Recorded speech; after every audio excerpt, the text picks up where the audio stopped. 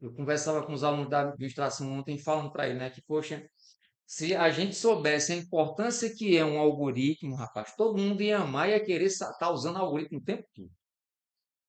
Porque você não tem que cansar a cabeça, né? Você simplesmente aplica. Então, basicamente, são três passos, tá? A gente já começou a dar esses passos. O primeiro passo, fixar as hipóteses nula e alternativa. E também o nível de significância. Por que é importante que o cientista predefina o nível de significância junto com o tomador de decisão? Porque vocês vão perceber com as contas que, se eu deixar para o final, eu posso definir um nível de significância que favoreça a hipótese que eu tenho preferência. Exemplo, se fui eu que propus o novo método de ensino, eu desejo que ele seja melhor. É natural que quem sugere alguma coisa tenha já uma preferência. Está lá Thaís e Yara trabalhando com a dúvida entre será que empilhar séries temporais é melhor do que não empilhar? Com certeza elas têm uma hipótese de partida. Eu tenho uma hipótese, aliás, eu tenho uma hipótese que eu desejo que seja vencedora. Eu desejo que o empilhamento vença. Porque se o empilhamento vencer, eu acabei com o problema de pequenas séries. Vai ser massa. Eu sonho que o empilhamento vença esse jogo, né? Então, você, antes de realizar as experiências, de receber resultados e tudo mais, você já predefine o nível de significância. Lá no finalzinho, vocês vão ver que a redecisão compara o nível de significância com alguma coisa. Então, se eu fizer ele maior ou menor, eu mudo de opinião, eu mudo de decisão, né? Por isso que tem que ser no começo do processo. Em geral, esse nível de significância é um valor menor ou igual a 5%. Às vezes é 1%, às vezes é 2,5%, às vezes é 0,5%. Mas maior do que 5% já não é aconselhável, porque se trata da probabilidade de acontecer uma coisa ruim. É você rejeitar a hipótese nula de maneira equivocada, cometer um erro, né?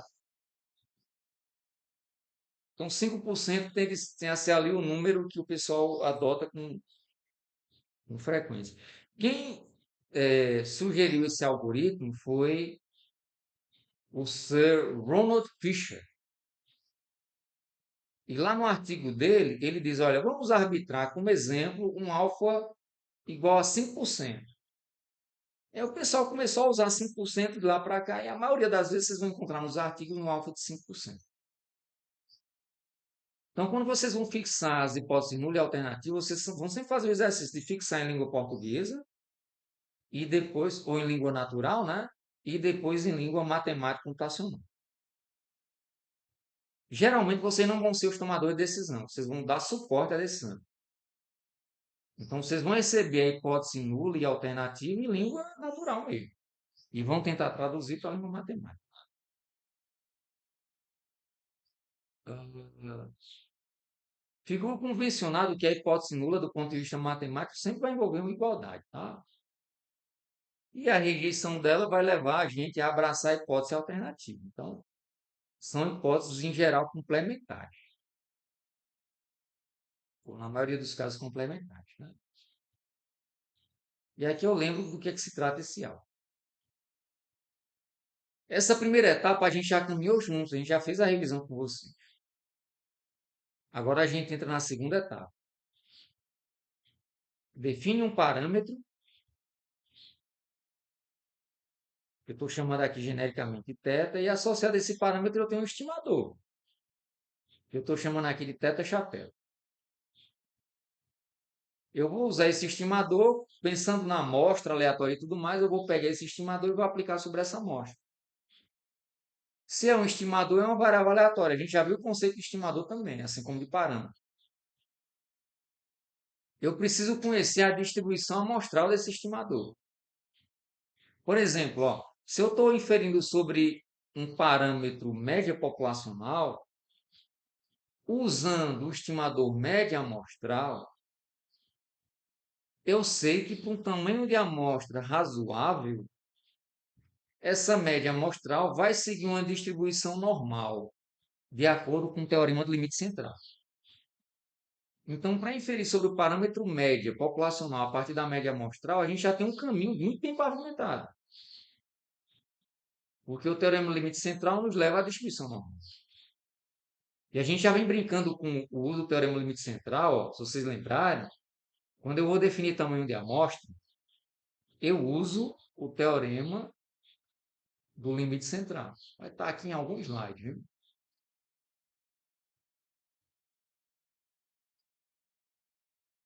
Tá por aqui. Ó. Quando eu recorro a intervalo de confiança, lá está eu usando a distribuição normal de novo.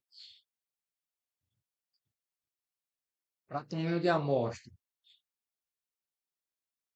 Eita, agora não estou conseguindo achar o tamanho de amostra. Ó. Mas tamanho de amostra é a mesma coisa, né? Ela está usando a ideia de normalidade, por causa disso eu tenho aquele quantio, bababá, né? Então, sobre a hipótese 2, pensando em média em proporção, a gente também já está inteiro, a gente já passou por esse caminho. E aí chega o que talvez seja novidade, que é a etapa 3. Então, agora, imagina que eu esteja no momento futuro em que eu já coletei os dados, já tenho uma amostra na minha mão, eu peguei aquele estimador e instanciei a minha amostra, apliquei ele sobre minha amostra e obtive o quê? Uma estimativa para θ, né? Essa estimativa, ela pode estar distante, pode estar próxima do que a hipótese nula defende. A gente viu desde tamanho amostral que o que vem da amostra vai variar em torno do valor do parâmetro, para mais ou para menos.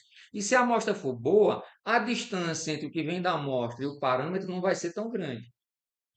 A gente vai usar esse conceito de distância que lá é, é, é delimitado pela margem de erro, né? Em tamanho amostral, ou pelo comprimento do intervalo de confiança, a gente também vai utilizar aqui. Porque a gente quer saber até que ponto essa distância se deu ao acaso entre o que a hipótese nula defende naquela igualdade dela e o que aconteceu na amostra, representado pela estimativa do meu parâmetro. Se por um acaso eu tiver uma distância muito grande entre os dois, é porque eu tenho evidência de que a hipótese nula está equivocada. Se eu tiver uma distância não tão grande, eu tenho evidência de que eu posso abraçar a hipótese nula.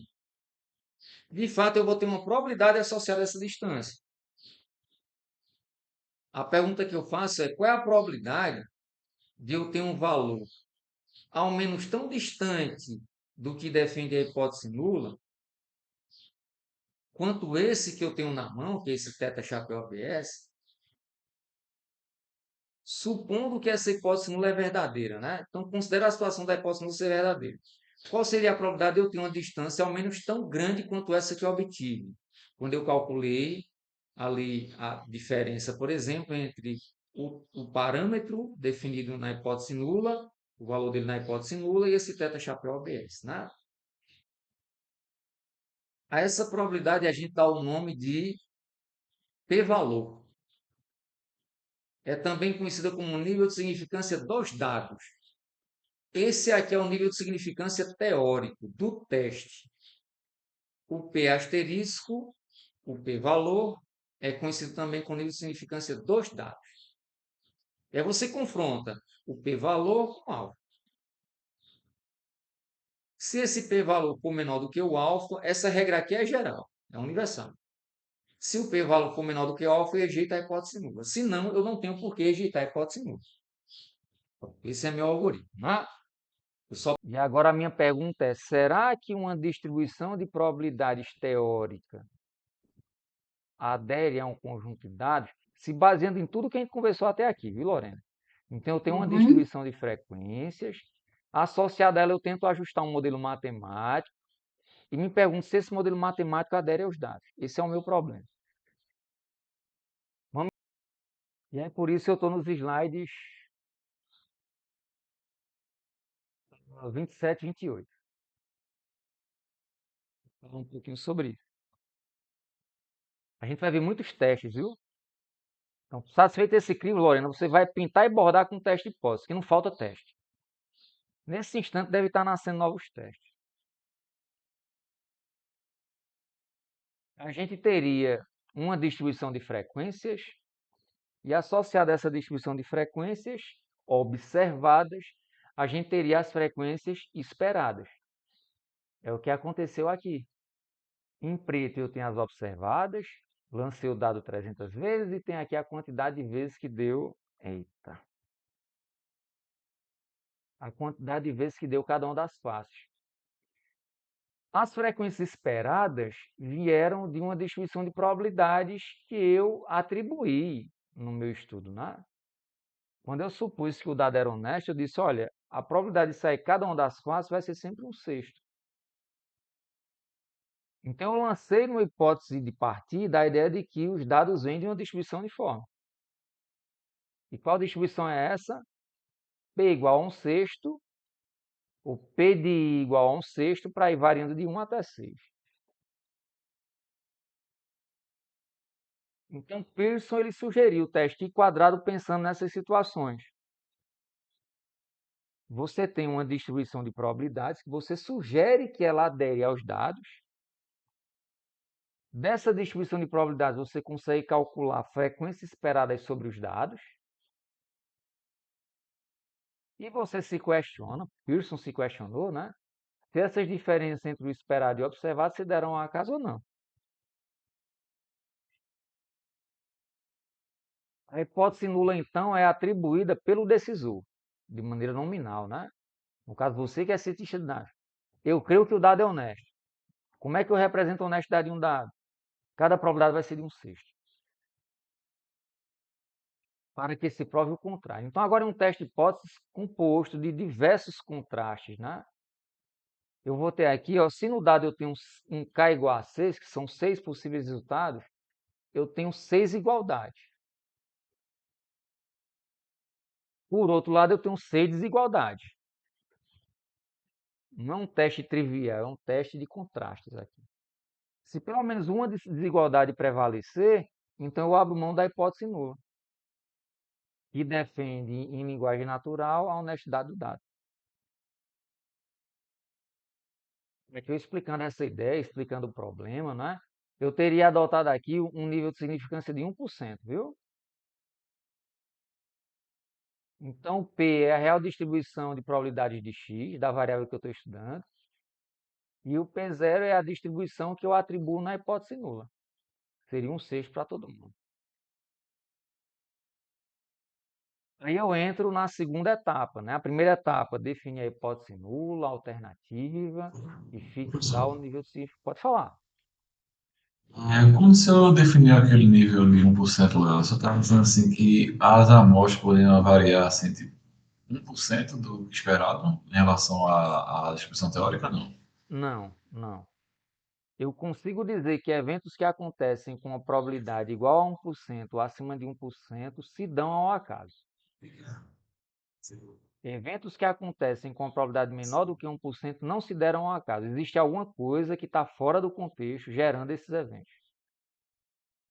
Então, esse 1% eu não comparo diretamente com esse 1 sexto ou com a amostra, não. Seguindo essa lógica aí, aquela distribuição que você mostrou agora há pouco, ela teria, ela foi dada ao acaso ou não? A gente está construindo agora o passo a passo para chegar à conclusão ao final de que se ela se deu ao acaso ou não. Então ela vai com esse 1% de diferença, não, né?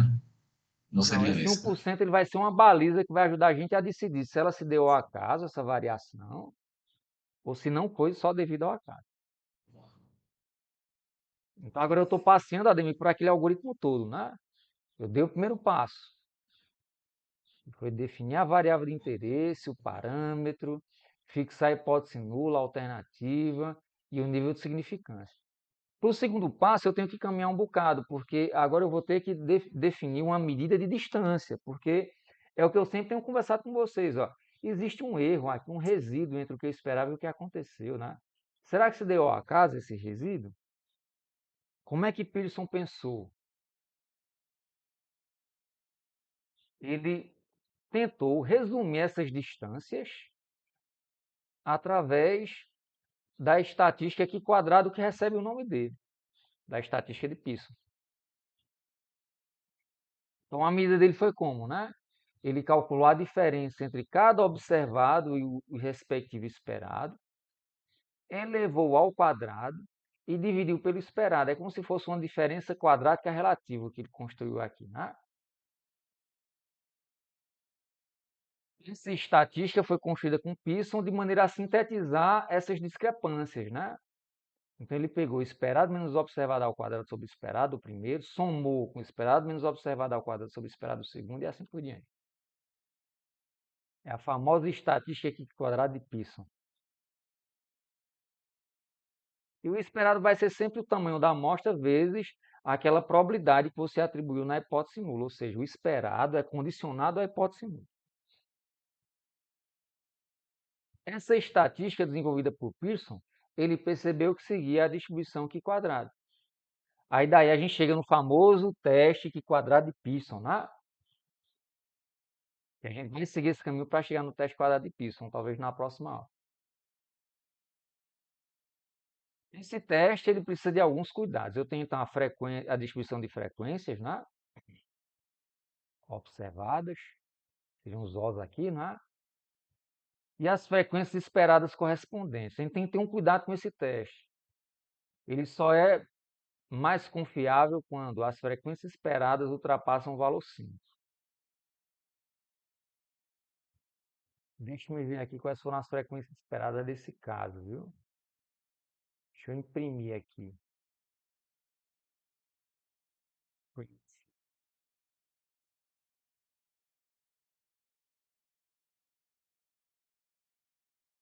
É igual a...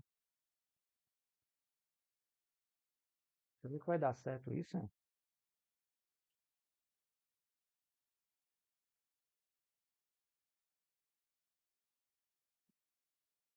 Deu certo. Converteu na hora, fez o cast na hora. Ele fez na hora. Se fosse aí, ele ia reclamar, viu? Então, ó, deu... o esperado era 50, né? Então, satisfez a primeira condição aqui para o teste quadrado de Pearson. Outra condição, essas frequências observadas são supostas seguirem a distribuição binomial. Se isso acontece, embaixo da distribuição binomial tem outras suposições, como, por exemplo, que o que ocorre com um indivíduo não interfere no que ocorre com outro indivíduo, né? Eles são independentes entre si. Então, se tudo isso acontece, essa estatística segue uma distribuição Q quadrada. Eu mostrei para vocês que a média amostral, de acordo com o teorema do limite central, segue a distribuição normal. A média amostral é uma equaçãozinha. Aqui eu tenho outra equação, que não segue a distribuição normal. Segue uma distribuição conhecida como Q quadrado. E com o parâmetro da Q quadrado, esses graus de liberdade, que aqui eu tenho K menos 1 grau de liberdade.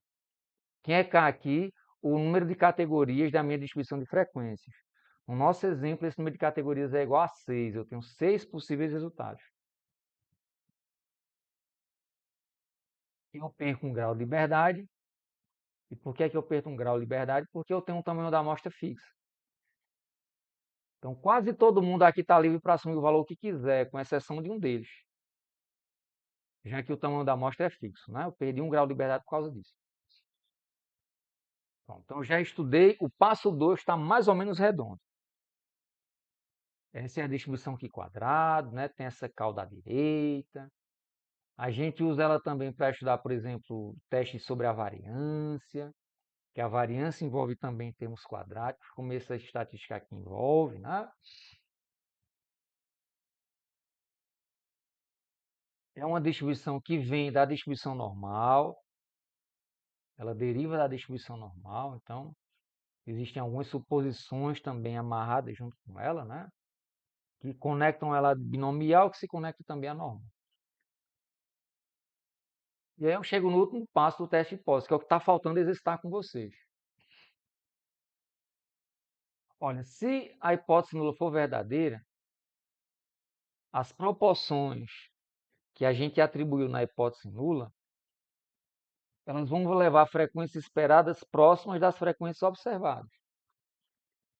Quando as frequências esperadas são próximas das frequências observadas, essa estatística como um todo tende a zero. Vocês concordam? Quando o EJ é próximo do OJ, a diferença tende a zero.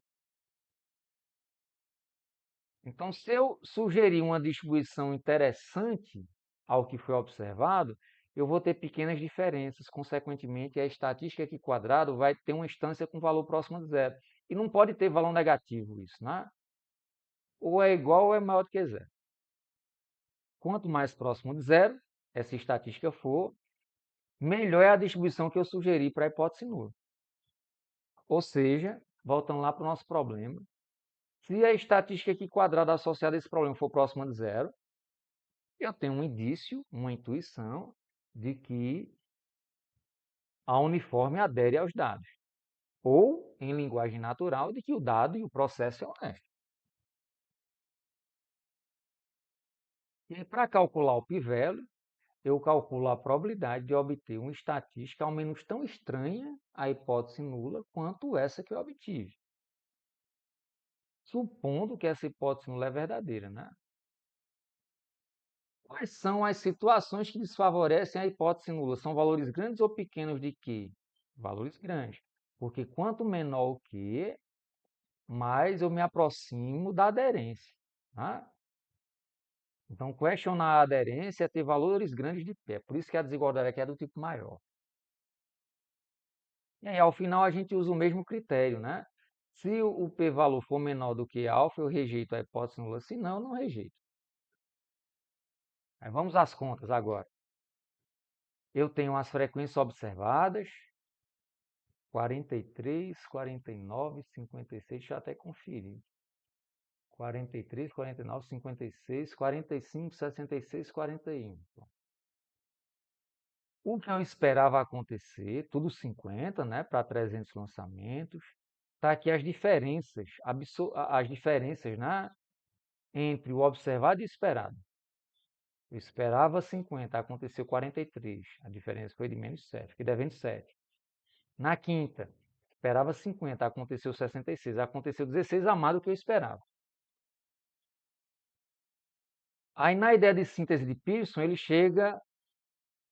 ele calculou as diferenças, depois essas diferenças ao quadrado sobre o esperado, e obtém, quando soma esses carinhas todos, ele obtém esse resultado. Eu volto a lembrar. Se esse resultado fosse próximo de zero, se fosse zero, é porque as frequências observadas e esperadas coincidiram sempre. Quanto mais distante de zero, maior é a minha suspeita de que existe coisa se perdendo aí. Né? A hipótese nula que defende a honestidade do meu dado talvez não seja adequada. Agora, o que eu não consigo intuir é se 8,96 é grande ou é pequeno. Isso eu não consigo saber. Aí entra a ideia matemática e probabilística chega a etapa matemática probabilística, né? Qual seria a probabilidade de que um aqui quadrado com 5 graus de liberdade, já que eu tenho K aqui igual a 6, assuma um valor maior ou igual, ou maior, né? Maior do que 8,96. Olha aí, eu fazendo a conta agora, né? São 6 categorias, são 5 graus de liberdade. A probabilidade de um aqui quadrado com 5 graus assumir um valor maior ou igual a 8,96 seria, isso aqui é usando a tabelinha impressa que eu levo para a sala de aula, né? Seria de aproximadamente 10%. O meu nível de significância foi de 1%. Ou seja, ali eu dizia que eventos que acontecem com uma probabilidade igual ou superior a 1%, eles podem ter se dado ao acaso. Eu estou diante de uma discrepância, Ademir,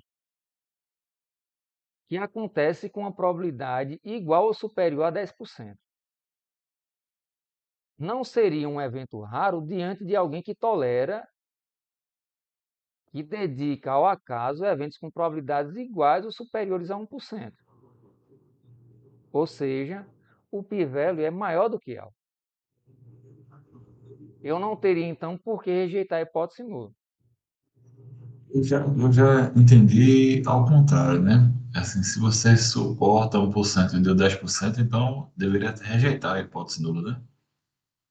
Mas pensa comigo, ó. a pessoa ela atribuiu um nível de significância de 1%, né? sim, Então, se eu tivesse uma distância maior do que 8,96, essa probabilidade tinha caído. Essa distância maior do que 8,96 significa o quê? Que a discrepância foi maior entre o observado e o sim, esperado. Tudo que eu exato. discuto aqui é se baseando na ideia de que a hipótese nula é verdadeira. As discrepâncias aqui colocam em xeque a hipótese nula, sabe? O alfa também é fixado sobre a hipótese nula. Quando você vai definir o alfa, você diz o seguinte, olha, considerando que a hipótese nula é verdadeira, ou seja, que o dado é honesto, qual é a probabilidade de eu cometer o erro em rejeitar essa hipótese nula? O cara disse que essa probabilidade era de 1%. Então, para ele ainda consegue atribuir ao acaso eventos que acontecem com uma probabilidade igual ou superior a 1%. Vou dar um exemplo, viu? Só para continuar com esse raciocínio que você apresentou aí. Se essa discrepância tivesse sido próxima de zero, o p-value tinha sido próximo de 100%. Porque o p-value é a probabilidade de você ter um valor maior ou igual a esse Qzinho que está próximo de zero. Então, no caso, como que essa diferença de Pearson, não, desculpa, esse número de Pearson aí, e for aumentando, a probabilidade aqui quadrada vai, no caso, diminuindo, né? Diminuindo, exatamente. Porque eu estou acumulando área na cauda direita. Quanto maior for o valor de Qzinho, menor vai ser a área da cauda. Sacou? E Sim, mais sim. raro vai ficando o evento. O evento que você viu acontecer. Se ultrapassar o Certo. patamar de 1%, né? No caso, ultrapassar para baixo aqui pensando, né? Aí você está Não, diante João. de um evento que o erro foi tão grande que é difícil de você dizer que foi por causa do acaso. Aí, ó, esse negócio é tão confuso que daqui a uma hora, se você for revisar, você vai ter dúvida de novo. Então, qual é o Realmente, esse dever de casa conteúdo. que eu deixo para vocês? Já vai dar meio-dia. Que vocês revisem o conteúdo de teste hipóteses, em especial considerando o teste quadrado de Pearson para aderência, para seguir o caminho que eu comecei com vocês, tá? Aí na próxima aula, a gente segue de onde parou, e é provável que na próxima aula a gente entre no livro de Geron, tá? Aí vocês já se preparam com isso. A gente deu sorte, a gente não sofre interferência do carnaval, porque a aula fica justamente entre uma coisa e outra, né? Eu sei que o conteúdo não é trivial, eu vou pedir a atenção especial de você também, viu, Lorena? Para procurar estudar sobre teste de hipóteses, erro do tipo 1, erro do tipo 2, e aí vocês param, revisam até teste de aderência. É isso que eu peço. Vão lá na internet, no YouTube, tá? Se gosta de leitura, pega os livros e revisa, porque é um conteúdo chatinho, complicado mesmo de você absorver, mas depois que absorve, para perder é difícil. Eu vou retomar, pronto. Então, vou retomar o conteúdo que a gente vinha discutindo antes. Então, foi bacana as dúvidas que os meninos trouxeram no começo do dia. Quem teve chance de revisar um pouquinho a ideia de intervalo de confiança, falou um pouquinho sobre também a amostral. Esse conteúdo está na base de teste de hipótese, que foi o que a gente viu na quinta-feira passada, né? E eu vou tentar seguir com esse conteúdo. Eu lembro esse primeiro exercício, ó. Um estudo sobre 150 acidentes de trabalho numa indústria revelou a distribuição de frequência ao lar. Aí alguém poderia ter a curiosidade, rapaz, será que acontece uma distribuição homogênea do número de acidentes ao longo dos dias da semana? Ou será que não? Será que existe um dia que é mais perigoso no trabalho? Ou será que existe um dia em que os trabalhadores estão mais atentos e sofrem menos acidentes, né? Aí eu vou perguntar isso aqui a Henrique. Henrique, olhando para essa distribuição de frequências, tu acha que existe uma certa homogeneidade na distribuição dos acidentes? Ou tu acha que existe um dia que é mais perigoso? Ou existe um dia que é mais seguro? De segunda a sexta.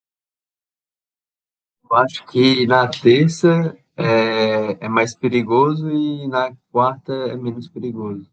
Não é homogêneo. Se fosse homogêneo, você esperaria que frequência em cada um desses dias? Em 30 por aí, 30, não é? Ou seja, gerasse em torno de 30. perfeito. Então você está sugerindo para mim que talvez a distribuição uniforme aderisse a esses dados pensando em homogeneidade.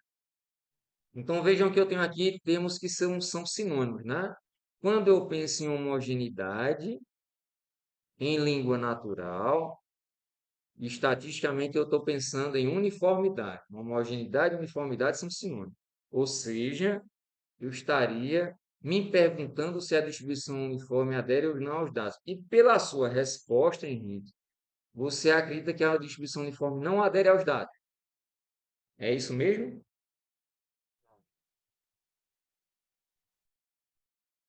Henrique?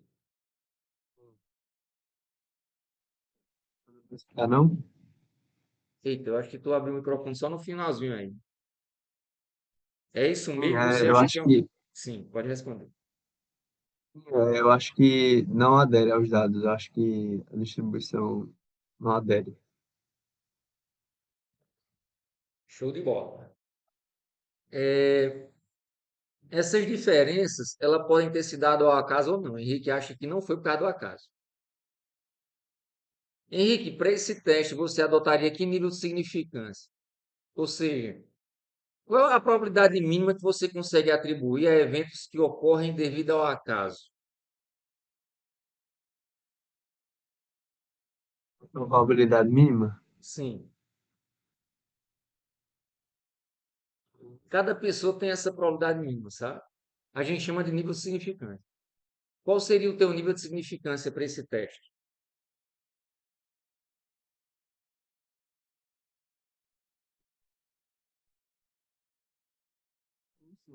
Se eu quiser traduzir em outros termos,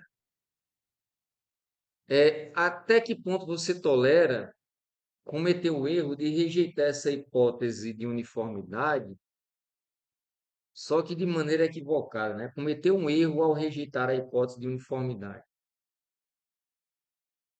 Com probabilidade você atribuiria esse erro, né? Que é rejeitar a uniformidade de maneira equivocada. Eu não vou saber responder isso aí, essa pergunta. Olhando esses dados assim, não tô conseguindo fazer esse cálculo. É um exercício, não é cálculo não, viu, Henrique? Na verdade, seria o seu grau de propensão a risco que a gente está avaliando aqui.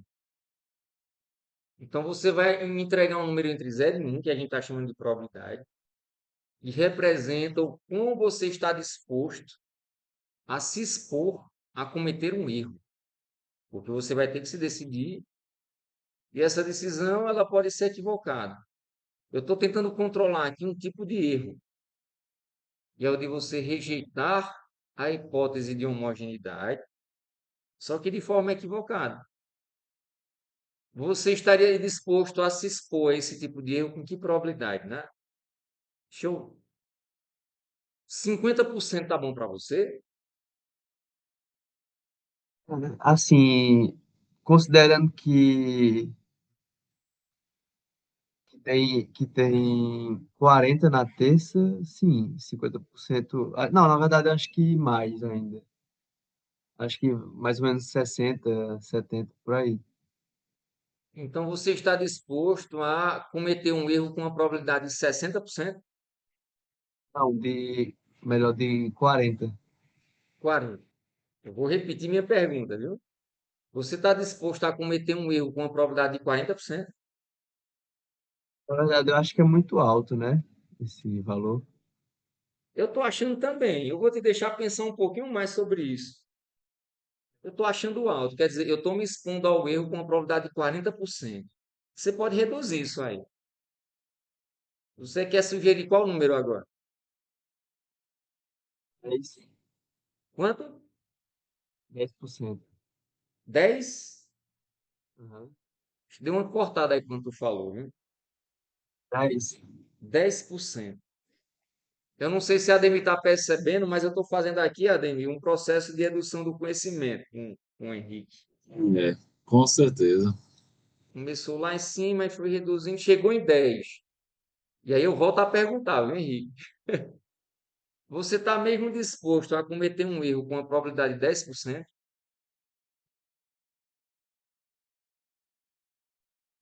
O ideal seria mais ou menos entre 5, né? 5%.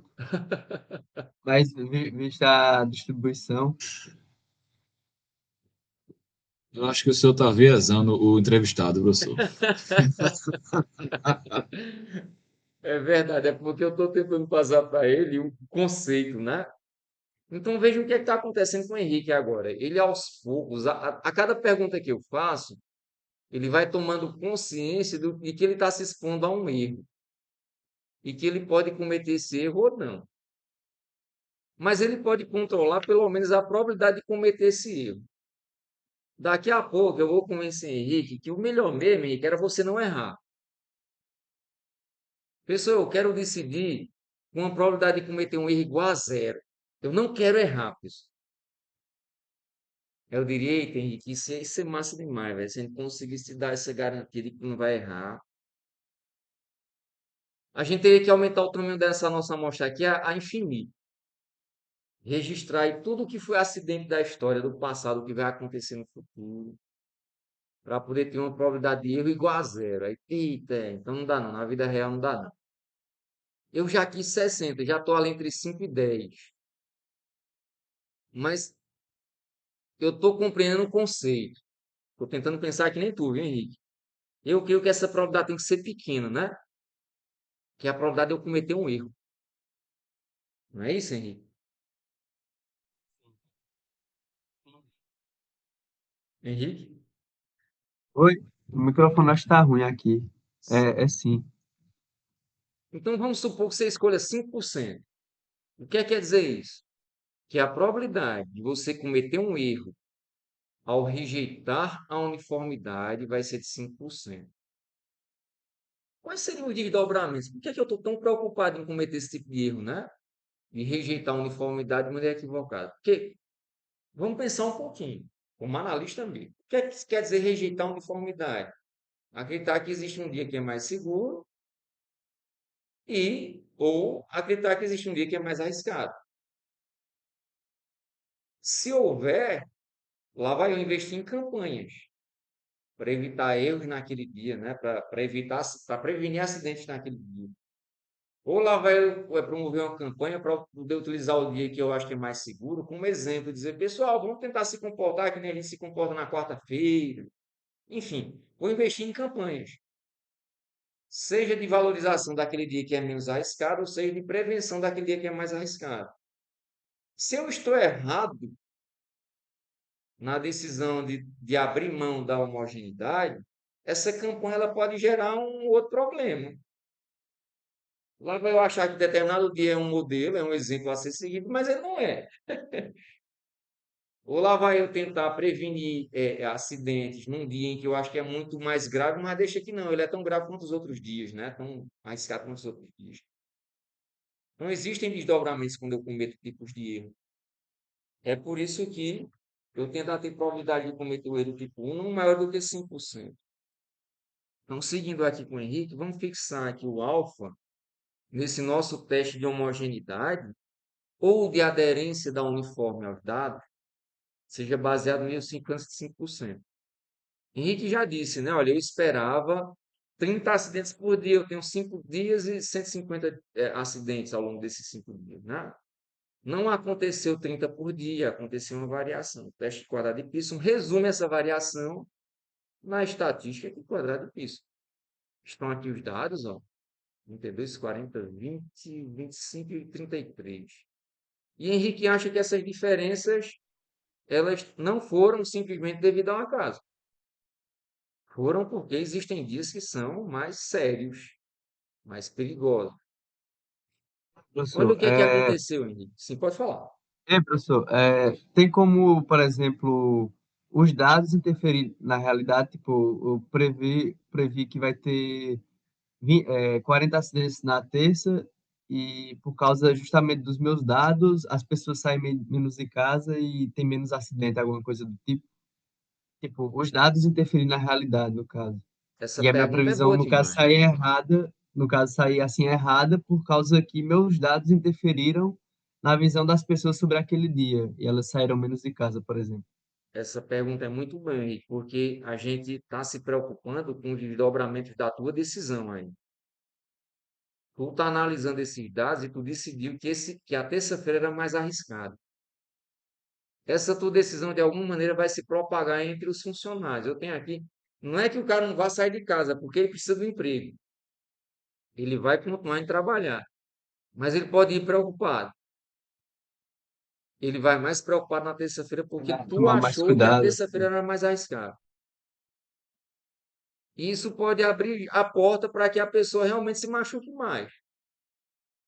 Porque, rapaz, eu aprendi isso desde quando era pequeno. Quando você vai fazer alguma coisa com medo, o medo te atrapalha em fazer aquela coisa. Vou dar um exemplo. Você vai jogar bola no meio lá de um monte de menino.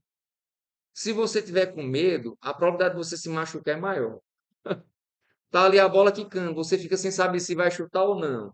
Esse teu medo te expõe a acontecer uma coisa ruim. Quando você vai para cima da bola com sede e chuta, você se expõe menos a sofrer alguma lesão, né? Então, depende muito de como você decida diante dos dados, né? Os dados sozinhos não vão dizer nada. A gente está aqui numa etapa de análise, né? Uma equipe reservada que está estudando isso junto com os gestores. E aí você decidiu, né? Olha, eu acho que a terça-feira é mais grave. E eu acho que a quarta-feira é mais tranquilo. Essa variabilidade, Henrique, entre o que de fato aconteceu e o que a gente esperava diante de homogeneidade, que a olho nu você não tolerou ao acaso, aconteceria com uma probabilidade de cerca de 9,4%. A estatística que resume essa variabilidade de Q quadrado é de aproximadamente 7,93. A probabilidade de acontecer essa estatística que a gente observou algo maior seria de cerca de 9,4%. A tua tolerância a atribuir essa diferença entre o observado e o esperado ao acaso era de 5% ou acima de 5%, já que seu nível de significância foi de 5%. Então, ao nível de significância de 5%, você termina decidindo que não tem por que rejeitar a hipótese de uniformidade. Você acabou de ser pego de surpresa pelo resultado científico, né? Já que você esperava que não existia uniformidade, né? Você defendia que não existia uniformidade. E eu estou te dizendo, né? Se você adotou o nível de significância de 5%, você acabou concluindo que aquelas diferenças foram devido ao acaso. Então, é bem possível que de 150 acidentes, eu tenha numa terça-feira 40, numa quarta-feira 20, mas simplesmente por causa do acaso. Eu esperava 50 ao longo, aliás, eu esperava 30 ao longo dos dias, e aconteceu 40 num dia, 20 no outro, mas foram diferenças que são toleráveis devido ao componente do acaso. Tu entendeu, Henrique? Uhum. Entendeu? Uhum. É você poder dizer, pessoal, e se eu tivesse adotado um nível de significância de 10%, aí a decisão ia mudar. Porque você toleraria dizer que as diferenças foram devido ao acaso se elas levassem a um p-value de 10% ou acima de 10%. Mas não foi o que aconteceu. Então, para quem escolhe um alfa de 10%, essa pessoa vai dizer que as diferenças não foram devido ao acaso. Foi por causa de outra coisa. Foi por causa da uniformidade que não existe. Ou seja, aí, voltando lá para o teu raciocínio, é bem provável que a terça-feira tenha uma coisa diferente, e a quarta-feira também. Então, o pessoal dá uma relaxada na terça-feira, sofre acidente, aí devido à notícia dos acidentes, na quarta-feira o pessoal tem mais cuidado, né? Então, por que é importante você definir um nível de significância antes de realizar o teste? Porque se você deixar para depois, você pode enviesar a decisão. Então, eu estou vendo aqui que deu um p-value de 9,4%. Deixa eu escolher um alfa um pouquinho maior do que o p-value, porque eu rejeito a hipótese número. Então, muito cuidado com isso, né? Um outro exercício que veio do Moretti. Então, aqui eu tentei ver se a uniforme aderia aos dados, né? Um outro exercício, eu até destaco aqui. Eu quero saber se esses dados eles seguem uma distribuição de Poisson. Que dados são esses, né? Então, eu tenho aqui uma equipe de físico-química que se questiona sobre o número de substâncias radioativas que são desintegradas em intervalos de tempo de 7,5 segundos. Então, minha experiência é observar ou contabilizar o número de desintegrações de substâncias radioativas. Eu observo essas substâncias em uma amostra delas, né, durante 7,5 segundos e contabilizo quantas foram destruídas, né, por um laser, por exemplo. Por que é que isso pode ser importante? Isso aqui pode ajudar a gente a combater o câncer, por exemplo, né? Então, eu tenho aqui, depois de um total de 2.608 desintegrações, eu tenho aqui a distribuição de frequência desse número de desintegrações. Ó. Eu peguei lá o tempo e separei em intervalo de 7,5 segundos, né? Quantas vezes aconteceu zero desintegrações? Aconteceu em 57 dessas experiências. Quantas vezes aconteceu uma desintegração? Aconteceu numa frequência de 203. E assim por diante, né? E mais do que 10 desintegrações aconteceu em apenas 16 casos. 16 desses experimentos que eu fiz, né? Será que essa distribuição de frequências teria sido proveniente de uma distribuição de Poisson com uma taxa de 3,87? Que taxa é essa? Seria a taxa de desintegração, ou seja, em média, acontece em 7,5 segundos 3,87 desintegrações de substâncias radioativas. Né? Será que essa distribuição adere aos dados? Esse problema é real, viu? De um contexto real.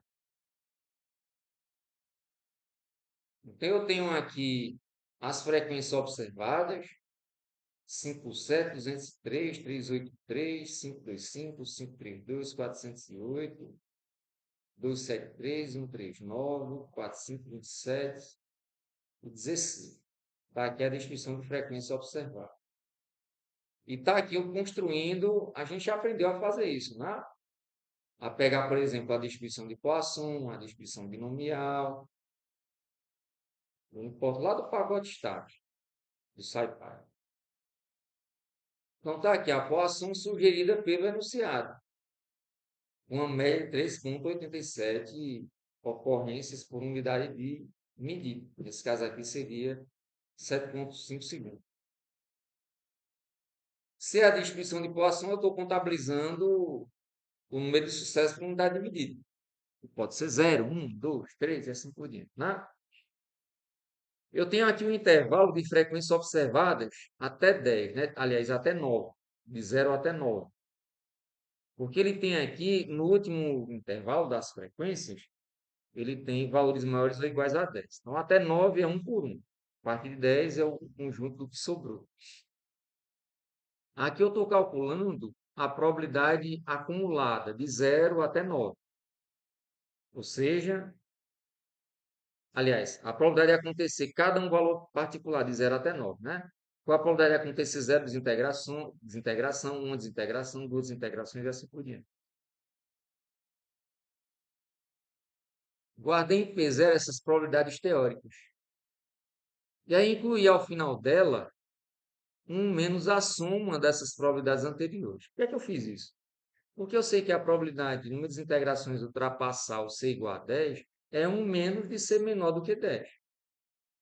Se eu calculei as probabilidades de ser menor do que 10, uma por uma, eu estou somando elas aqui e subtrai 1 para poder ter ao todo 100%, né, da massa probabilística.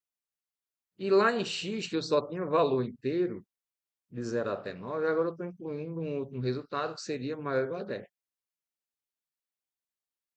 O N seria a soma dos observados, 2.608 desintegrações, né? Aliás, ocorrências ou intervalo. Aqui eu estou calculando as frequências esperadas. Notem que antes, quando eu estudava homogeneidade, como eu tinha sempre a uniforme, essas frequências esperadas eram tranquilas, porque eu tinha sempre K intervalos ou K categorias na minha distribuição de frequências, e a uniforme me dizia que era 1 sobre K, a probabilidade de acontecer cada uma delas. Para a poação, eu não tenho essa constante, né? Para a poação, cada probabilidade realmente assume um resultado distinto. Aqui eu imprimo a frequência mínima entre as esperadas, o que é importante, porque lá na distribuição de quadrado, no teste de quadrado, a gente tem que ter esse cuidado. Deixa eu ver se eu falo isso aqui. E as frequências esperadas, elas têm que ser maior ou igual a 5. Digo isso em algum lugar, não? Tá aqui, ó. As frequências esperadas têm que ser maior do que 5, na verdade, nem é maior, igual, é maior do que 5. E aqui eu estou verificando se aconteceu isso, né? Será que o mínimo dia ultrapassou 5?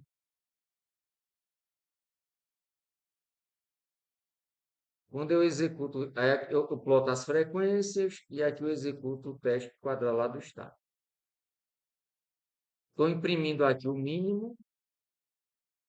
Então, as frequências esperadas, todas elas ultrapassaram 5. A gente pode utilizar aqui quadrado sem muito aperreio. Terceiro, o que é que acontece quando eu não satisfaço essa condição aqui? Eu fico mais exposto ao erro. Tem que ter muito cuidado, né? Olha só, isso aqui eu acho massa demais. As frequências observadas em preto e as esperadas em branco. Olha só como a distribuição de Poisson caiu quase em cima. Olha, a gente erra um pouquinho, às vezes para mais. A gente erra um pouquinho, às vezes para menos, ó. Mas você vê mesmo que o comportamento matemático seguiu o comportamento observado. Eu acho isso arretado. Mas a pergunta permanece, né? Será que essas diferenças se deram ao acaso ou será que foi algo além do acaso? Eu vou trabalhar aqui com um nível de significância de 5% novamente, tá? Ou seja, se a probabilidade de acontecerem essas diferenças ou algo maior ou igual ou superior a 5%, eu não tenho por que rejeitar a hipótese número. Caso contrário, eu tenho por que rejeitar. E que a hipótese número defende o que aqui? Que os dados seguem uma distribuição de Poisson.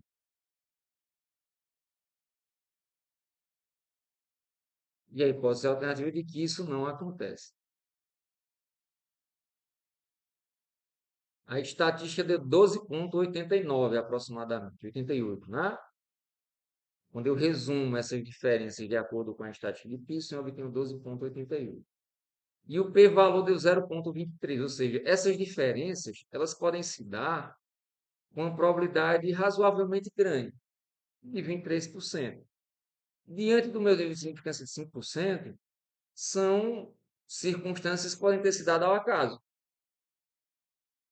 Então, aconteceu uma diferença, eu digo que foram cada ao acaso. Ou seja, eu não abro mão da hipótese nulla aqui, né? Sempre que o nível de significância for maior do que o nível de... Sempre que o p-value for maior ou igual ao nível de significância, eu não tenho por que rejeitar a hipótese nenhuma.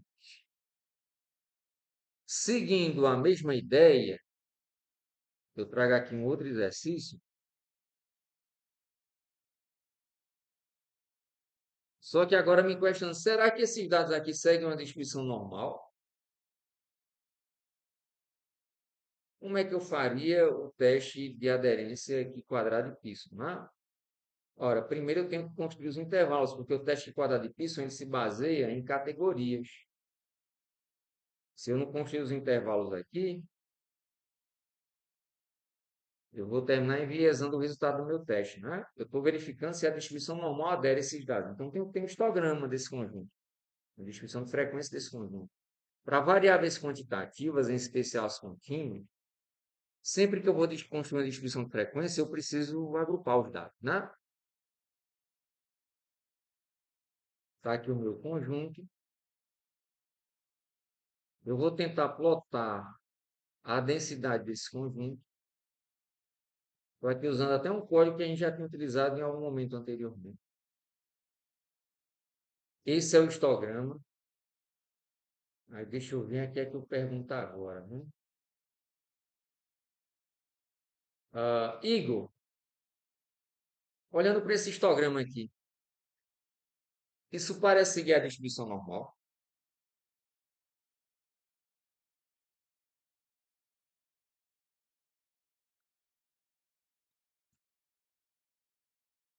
Igor, você está entre nós, parceiro?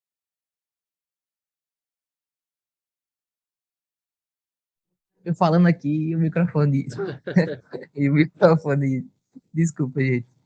É, sim e não, porque assim. Só um instante que tá. Peraí. O telefone tocou aqui. É, que a distribuição normal tem uma tendência central e tal, né? Tipo, acredito que. Não, porque na minha cabeça eu não vi nenhuma distribuição normal que tipo, só com uma cauda assim a mais. A não ser que. Tipo, a tendência é parecida, mas eu não acredito que seja.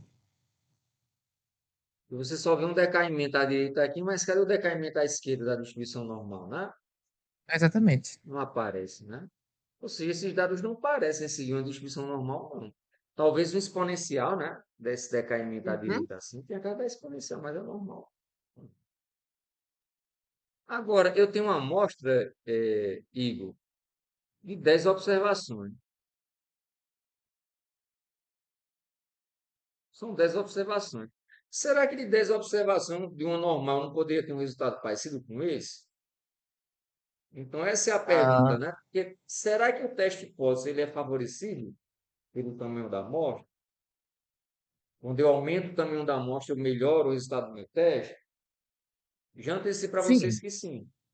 Tudo na estatística melhora quando você faz crescer o tamanho da amostra, em especial quando você tem o mínimo de independência entre as observações, né?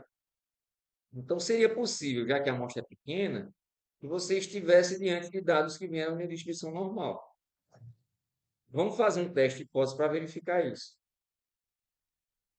Aqui eu estou usando a regra que eu ensinei a vocês lá no começo da disciplina. Eu vou trabalhar com 3 intervalos, já que eu tenho 10 observações. Vou construir a distribuição de frequência e dessa distribuição vou aplicar o teste de normalidade. O que é que eu estou fazendo aqui? Eu estou pegando a média dessa amostra, o desvio padrão dessa amostra. Eu estou definindo aqui uma função para plotar. É para plotar? Não, só para calcular PDF desses dados observados, ou de um conjunto de observações ali entre a média menos 3 desvios e a média mais 3 desvios. Eu vou pegar esse intervalo entre 3 desvios abaixo e 3 desvios acima da média e vou dividir em 100 pedacinhos para poder plotar normal, a distribuição normal. Eu vou plotar tanto essas frequências observadas quanto as esperadas, no mesmo local, né? O que foi? Eu não executei a anterior.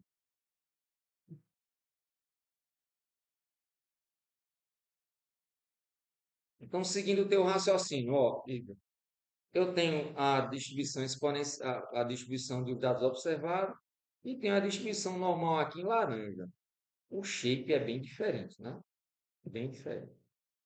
Se eu quisesse seguir com o teste quadrado de Pearson, eu teria que ver qual seria a probabilidade ou a frequência esperada de um normal dentro de cada um desses intervalos. E aí surge uma dica que eu dou para vocês. Quando vocês forem trabalhar com dados quantitativos, em especial os contínuos, vocês vão tentar evitar de utilizar esse teste quadrado fixo. Por quê? Porque foi construído para distribuição de frequências. E a gente sabe que quando a gente constrói distribuição de frequências para variáveis quantitativas, a gente perde um pouco de informação, ou muita informação, né? Então, para esses grupos, você perde a pressão de cada observação em si e troca elas pelos grupos. Para variáveis qualitativas, isso funciona sem aperreio. Para as quantitativas, eu perco informação. Então, existem testes que são próprios dessas variáveis quantitativas, né? Um deles é o teste de Kolmogorov-Smirnov. Então, ele se baseia nos dados em si. Ele foi projetado para variáveis quantitativas, tá? Você sugere a distribuição teórica na hipótese nula, como fazer um teste quadrado. Só que a maneira de você calcular a estatística do teste não recorre à distribuição de frequência. Ela recorre aos dados propriamente ditos. Então, se você tem N observações, você coloca essas observações em ordem, e aí você tem as acumuladas observadas para cada observação. Por exemplo, se eu tenho 10 observações, eu sei que das frequências que eu obtive, 1 sobre 10 dessas observações é igual ou menor do que a primeira. Elas estando em ordem, né? 2 sobre 10 é menor ou igual que a segunda. 3 sobre 10 é menor ou igual a terceira e assim por diante. Eu calculo as frequências teóricas, no caso, as probabilidades teóricas, né? Vamos supor, eu quero ver a normal. Qual seria a probabilidade de uma normal se um valor menor ou igual a x1, menor ou igual a x2, menor ou igual a x3? Então, estou fazendo um confronto ali entre as distribuições observadas. Eu até tenho aqui as frequências, né? Mas não agrupadas. Tem as frequências acumuladas observadas, relativas, e tem as frequências acumuladas teóricas, de acordo com o modelo que eu estou sugerindo. O nosso problema é que o modelo que eu sugeri é o modelo normal. Kolmogorov e Smirnov, então, criaram. Esse Kolmogorov é o mesmo que criou os axiomas da probabilidade, né? Ele se juntou com Smirnov, dois russos, e criaram essa maneira de você verificar a aderência de distribuições contínuas, podem ser até discretas, né, sobre dados observados. Na essência dele, o que é que ele faz? Ele calcula essa diferença entre as frequências observadas e as esperadas e aplica um módulo entre elas e separa qual foi a maior diferença observada, né, entre as duas.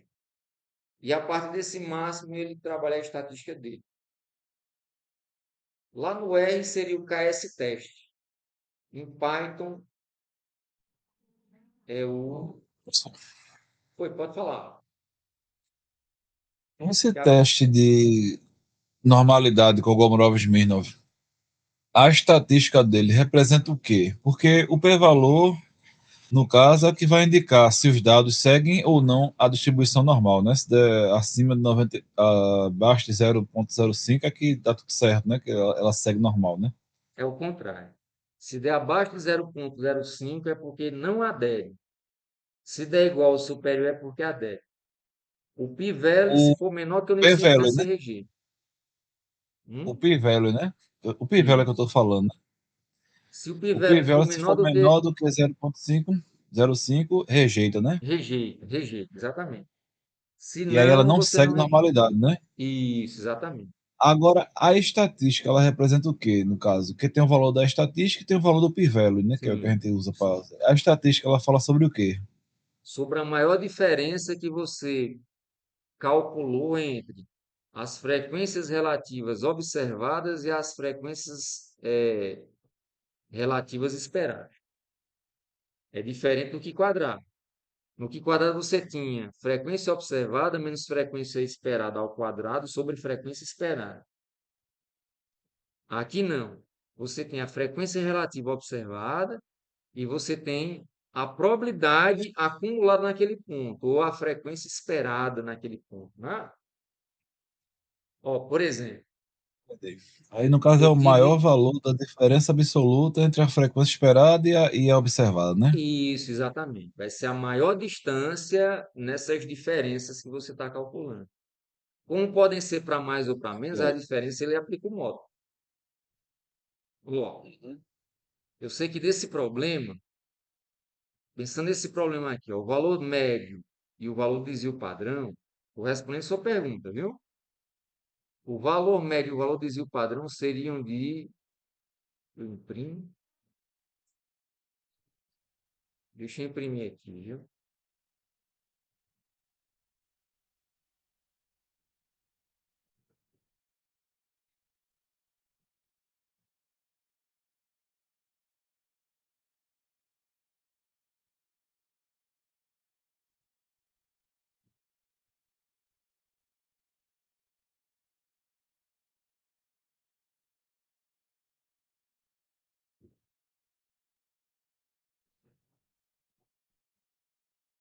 Se eu estou estudando a aderência da normal, nesse caso, a normal tem a média e a variância, o desvio padrão, né? Eu sei que a média é de cerca de 9,49. E o desvio padrão é de 1,79. Tá. Eu observei.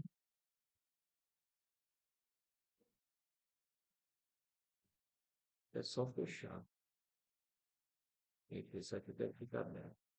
Eu observei 7,53.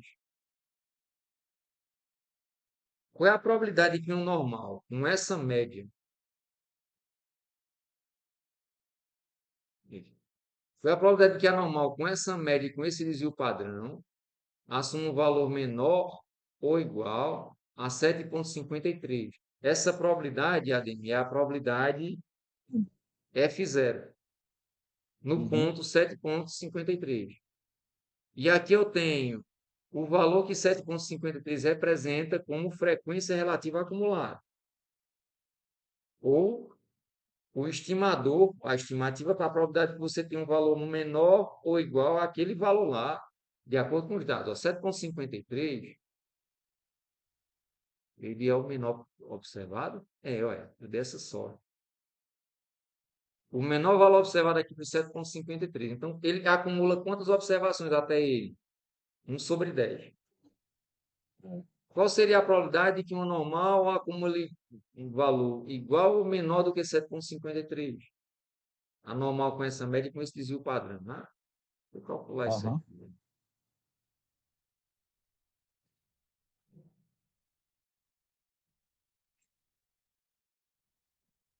Menor, 7,53 dividido 9,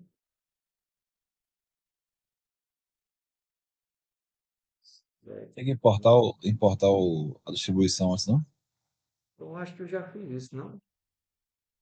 Eu já Ele fiz isso aqui reclamou em ali. algum lugar.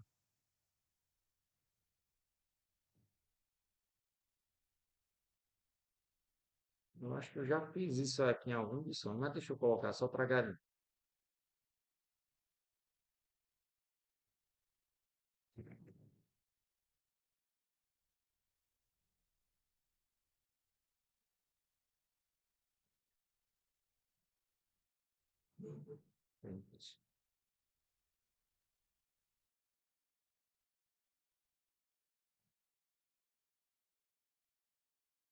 Eita,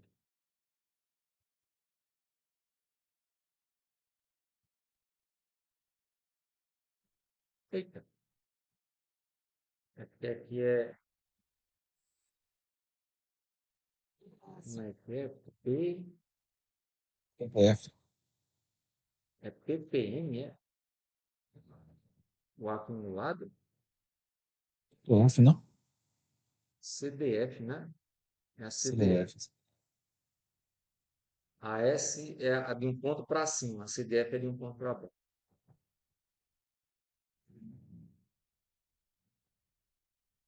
Ah, mas ficou faltando dizer qual é a média e dizer o padrão, né?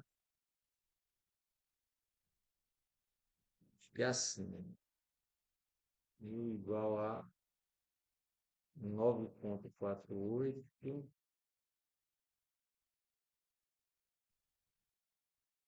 e o SPB igual a 150.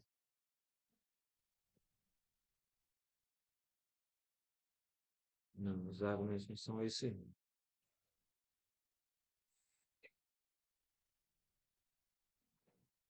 Ele está na CDF aqui.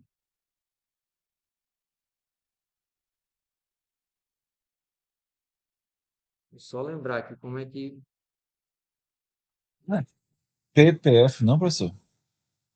é PPF. PPF, É assim, né? sim. É isso mesmo, né?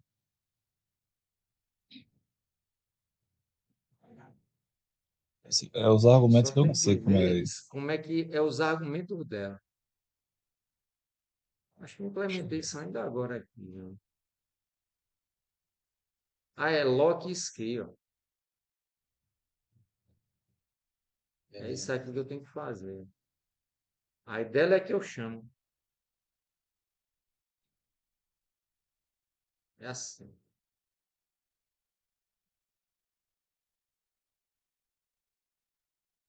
Aí seria ponto PPF Ah, pronto. nessa coordenada aqui. Esse carinha seria o lock. E esse carinha seria isso. Estava até certo.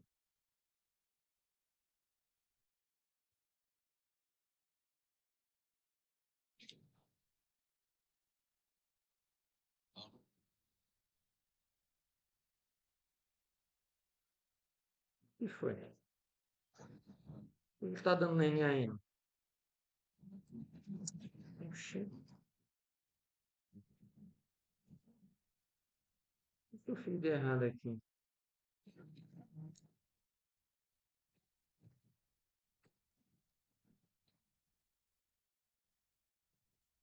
Tab norma, lock scale.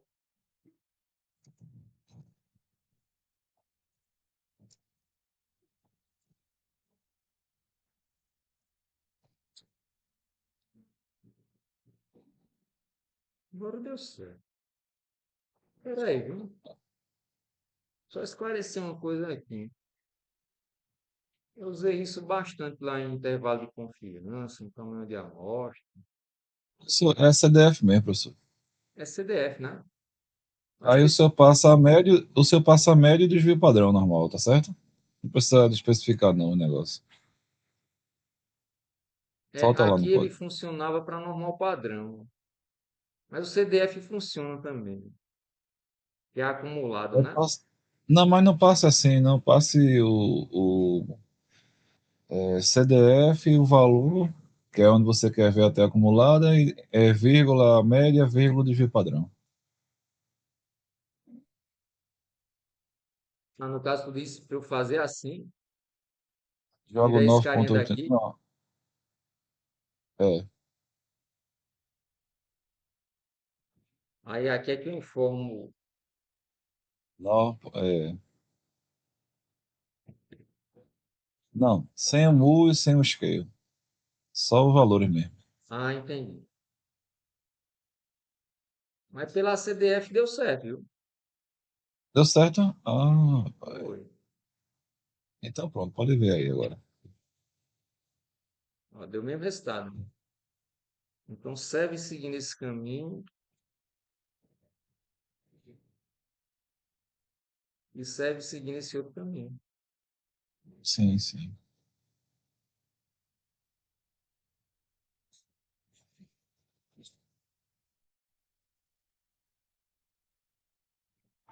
Ou seja, ó, eu sei que 1/10, 0,1 das observações estão Então, abaixo primeiro ponto. desse carinha. E, teoricamente, pensando no normal, com a média que vem dos dados e o desvio padrão que vem dos dados, essa probabilidade não seria de 1/10, seria de cerca de 12,5, né? 14%. E ele vai calcular a diferença, né, entre o observado e esse que eu esperava, supondo um modelo teórico. Para a primeira observação, para a segunda, para a terceira, vai guardando essas diferenças e depois aplica um módulo a essa diferença. Vê qual foi a maior diferença. Essa maior diferença é que a gente considera como sendo a estatística de Kolmogorov-Smirnov. Aí ele tem uma Aí, tabelinha, né? Para quem está estudando teoricamente, existe uma tabelinha.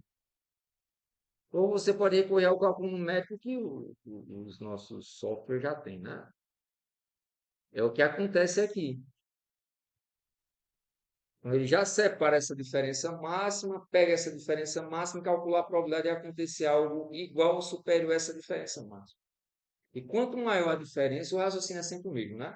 Quanto maior a diferença entre o que você esperava e o que aconteceu, mais você fica com suspeita de que a hipótese nula esteja equivocada.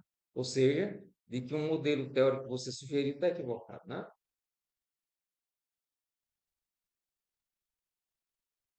Aí está aqui o declarando. A hipótese nula é que a amostra segue uma distribuição normal com aquela média e aquele desvio padrão, que vieram dos dados. Inclusive, esse teste, quando você atribui o valor da média do desvio padrão, ele também é conhecido como teste de Lilliefors. Um outro cara chamado Lilliefors promoveu um pequeno ajuste nesses testes de aderência de Kolmogorov-Smirnov para situações em que você só entrega a amostra e os parâmetros daquele modelo teórico são inferidos a partir da amostra.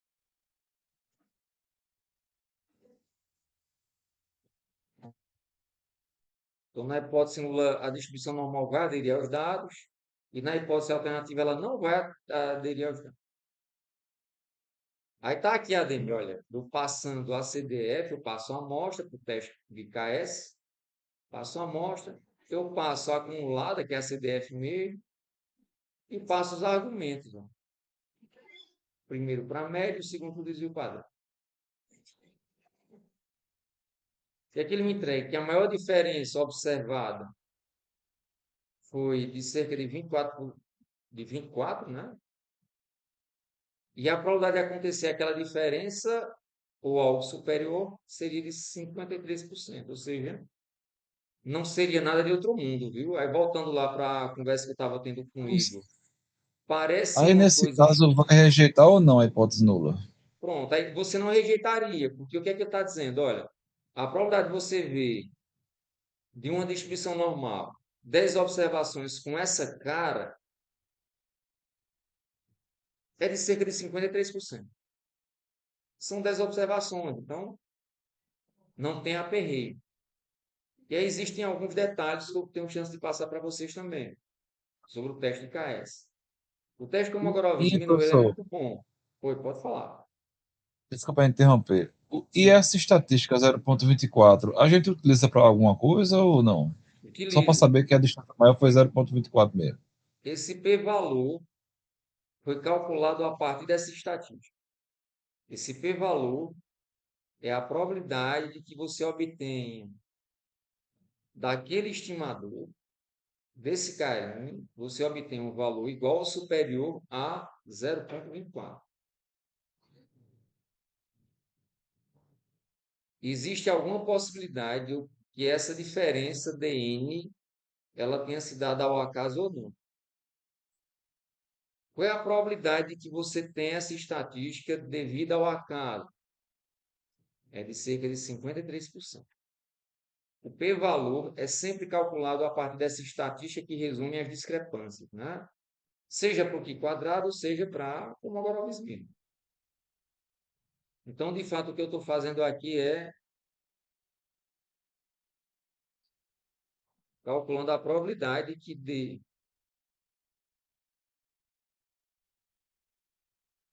índice n, que é a estatística de KS, assuma um valor maior ou igual a 0,2406. É isso que está acontecendo. Essa probabilidade, Adem, é igual a 53%. 0,53 papapá. Tu entendeu? Entendi. Então, a estatística é um argumento para você chegar no pivelo. Sim. Mas o que eu estava querendo chegar no final de tudo, do meu questionamento, é que, em termos práticos, quando a gente utiliza a função do teste KS, a gente só precisa olhar para o p-valor, né? Perfeito. Mas veja que coisa interessante. Na tese Mas, de Jair, na teoria, né? Realmente tem que, tem que aí ver veja tudo, que né? coisa interessante que a gente está conversando, viu? Na tese de Jair, a gente percebeu que a estatística é interessante como feature. A É gente sério. usa a estatística e resume essas discrepâncias como sendo uma variável preditora e ajuda na predição do modelo da gente. É Caraca, importante, é uma ferramenta eu nunca importante. imaginei um negócio desse. É muito importante a estatística. Principalmente as estatísticas que você não mata o sinal delas. Você mantém o sinal. Aqui a gente mata o sinal, né? Quando a gente está aplicando. É, tira o Não módulo, sabe se né? errou para mais ou para menos. Na tese de Jair, a gente está percebendo que quando você usa a estatística diretamente como variável preditora, o modelo preditor ele se sai melhor. Que ideia massa, professor. Muito criativa. É muita curiosidade, né? Mas veja que são curiosidades, Ademir, que a gente só consegue ter depois que guarda o conceito, a base do O negócio. conceito é muito importante, né? Que eu sabia já desse negócio do p-valor, mas não sabia o que significava a estatística, né? Agora eu Sim. sei. Você observa, antes a gente falava sobre outra estatística que era de quadrado. Agora a gente está conversando sobre a estatística de Kolmogorov-Smirnov. E aí existem outras tantas estatísticas. Vou dar um exemplo. Ó. Para pequenas amostras, esse teste ele não é tão bom, o teste de Kolmogorov-Smirnov. Eu até que estou com um Igor. Mas, professor, tudo bem, são 10 observações, mas o que está em azul está muito diferente do que está em laranja. Muito diferente. Me incomoda essa diferença toda, né? Existem testes que são próprios para pequenas amostras. Hoje, o assunto que mais tem atraído minha atenção tem sido como trabalhar com pequenas amostras. Então, na situação de testes de aderência, existe uma alternativa melhor do que o KS para pequenas amostras, que seria o teste de Shapiro-Wilk. E eu nem coloco aqui nos slides mais, porque a gente não teria tempo, né, de conversar com os slides, né? Como é que seria o teste de Shapiro? Ele se baseia numa ideia semelhante ao de KS, só que um pouco diferente, né? Ele agora se preocupa com a ideia de ranking. E aí existe um encaminhamento matemático e estatístico. Eu não vou conseguir entrar em detalhes com vocês, que a gente não tem tempo. Mas o fato é que, para pequenas amostras, o Shapiro-Wilk ele erra menos. Ele foi criado para pequenas amostras, né? Então, na prática, o que é que a gente faz? A gente aplica o Shapiro e aplica o KS. Essa questão sobre a amostra ser pequena ou não é sempre discutível, né? A gente não sabe bem, não é claro o que é que significa uma amostra ser pequena. Há quem diga que até 30 é pequeno, há quem diga que tem situações em que 30 já é a população toda. Aí termina que a gente sabe que o teste de Shapiro ele é mais sensível às diferenças. Então, essa diferença que a gente observou, né? Que foi de 0,24, que para o KS pode não ser tão grande, para a estatística de Shapiro pode ser grande, pode ser relevante essa diferença. Ele tende a ser mais sensível e rejeitar mais a hipótese nula do que o teste de KS. Shapiro-Wilk ele é mais sensível às diferenças do que o de KS. Vejam o que é que acontece. Ó.